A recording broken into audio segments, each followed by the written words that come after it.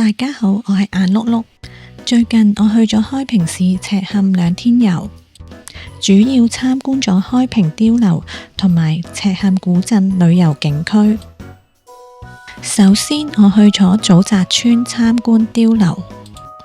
開平碉樓係散落喺開平市一啲村莊入邊嘅碉樓群，喺2007年被列入世界遺產名錄。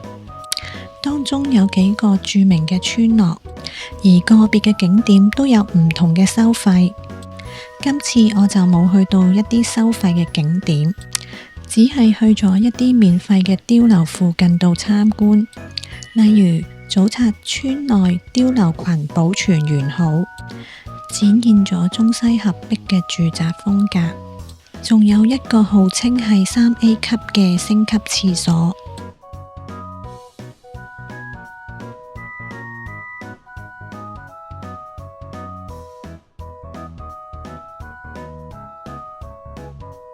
呢度係村落嘅一啲特色店鋪同埋食店，可能因為我係平日去，所以啲食店都冇開門做生意。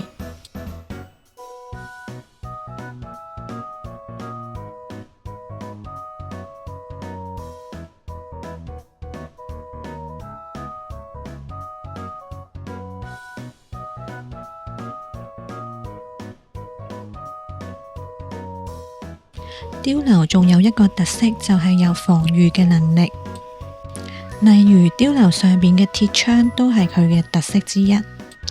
之後我哋去咗塘口墟嘅天下糧倉。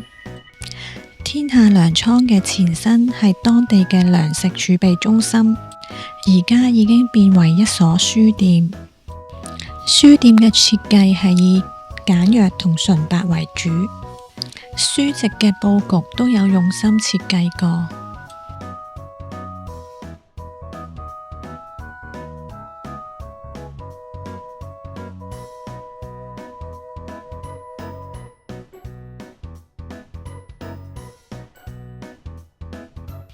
書店亦有售賣一啲開平市嘅特色紀念品。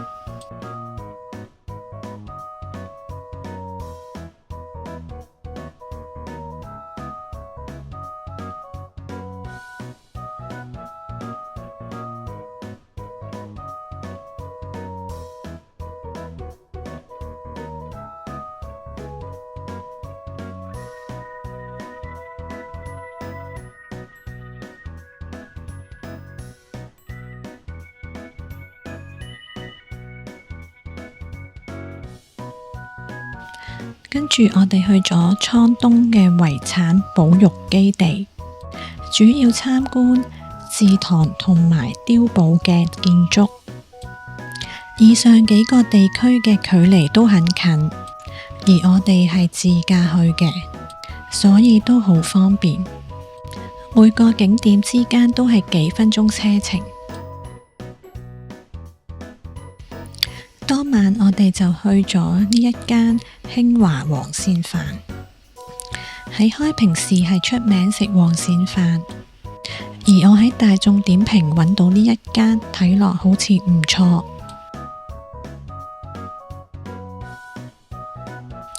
呢度嘅黃鱔飯係以斤嚟計算嘅，呢個飯嘅味道都可以，唔會太鹹，而鱔嘅份量都幾多。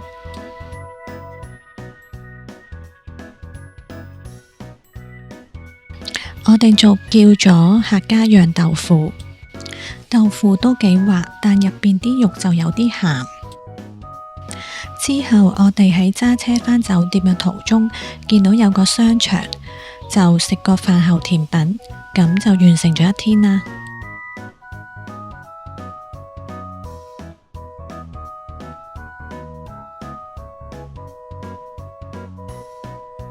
我哋當晚入住嘅酒店係赤坎橋小館酒店，距離我聽日去嘅景點非常近。呢一間酒店係今年2025年先開嘅，因為係新開，所以入邊嘅裝修都算新淨同埋乾淨。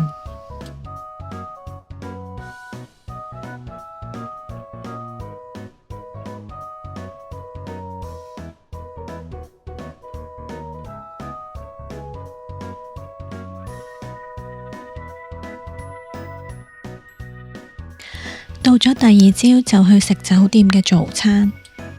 呢度嘅早餐有啲令人失望，可以喝麵包，但係冇牛油同埋其他嘅醬料供應。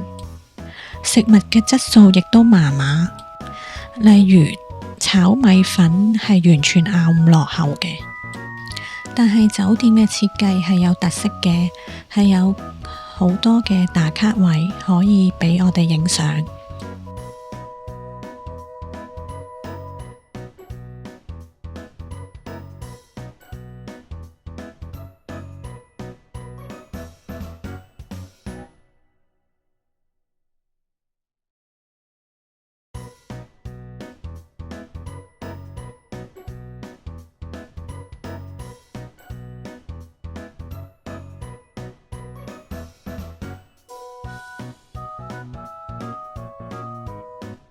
食完早餐後，我哋就揸車去赤坎古鎮旅遊區。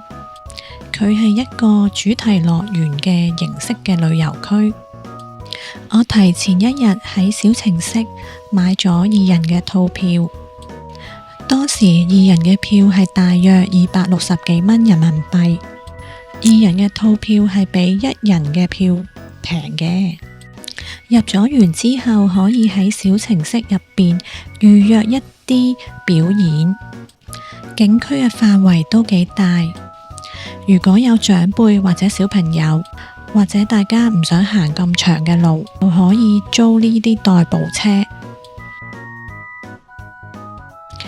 赤坎古鎮之所以聞名，係因為佢保存咗完好中西合璧嘅騎樓建築群。呢度有300幾年嘅歷史，而佢亦都係一啲電影嘅取景地方。入邊有好多地方適合影相，同埋有好幾個表演可以欣賞，所以喺入邊可以留1日嘅時間。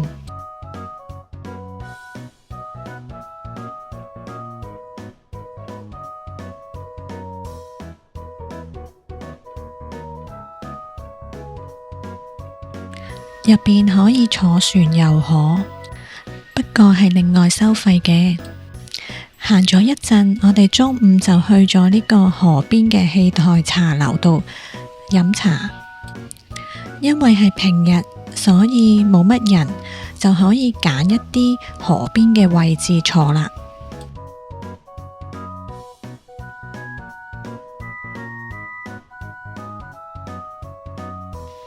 我哋嗌咗蛋肉腸粉，粉皮係煙煙韌韌嘅。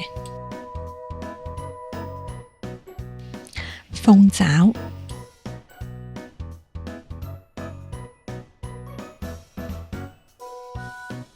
鵝肉瀨粉，瀨粉嘅質地就偏腍。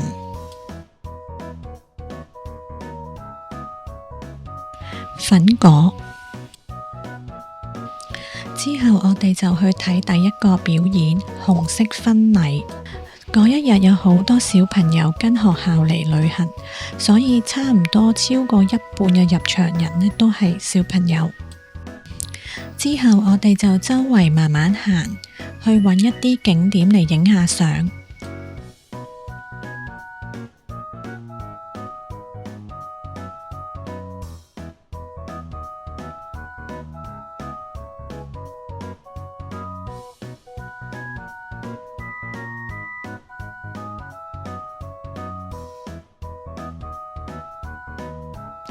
入邊喺唔同嘅區域都有一啲食店。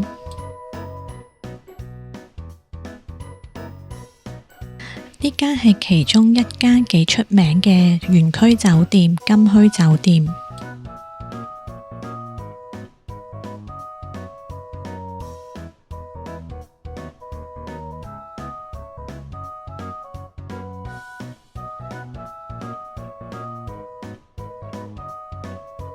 呢間煲仔飯喺夜晚嘅時候，好多人都排晒隊。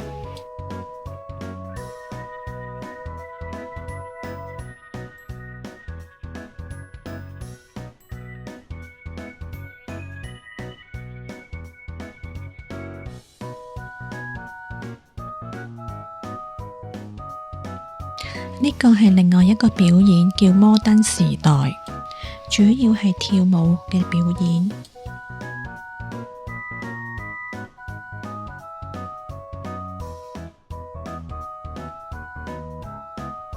經過呢個好似鬼屋嘅遊戲，但係就唔多覺有人參加。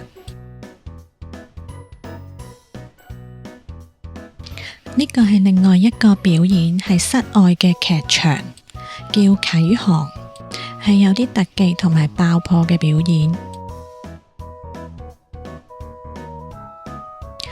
入邊仲有一個冰雪樂園。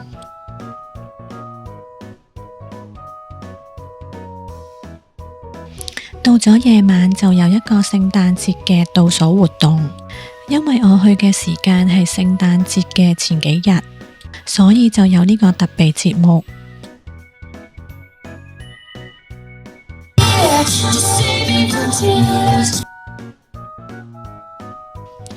入邊嘅氣氛都好好，好熱鬧。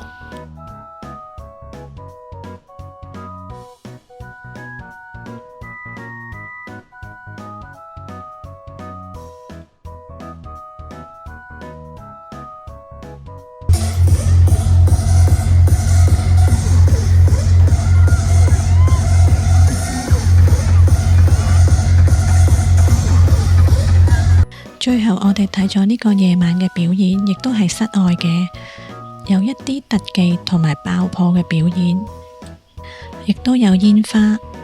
其實園區仲有其他好幾個嘅表演，但係我哋就冇時間全部都睇晒啦。而入邊有啲表演係要預約，有啲就唔使嘅。我哋呢2日嘅行程就喺呢度完結啦。我喺呢度都祝大家新年快樂，大家事事順利，健健康康。如果大家鍾意呢條片，就記得 subscribe、like 同 share 啦。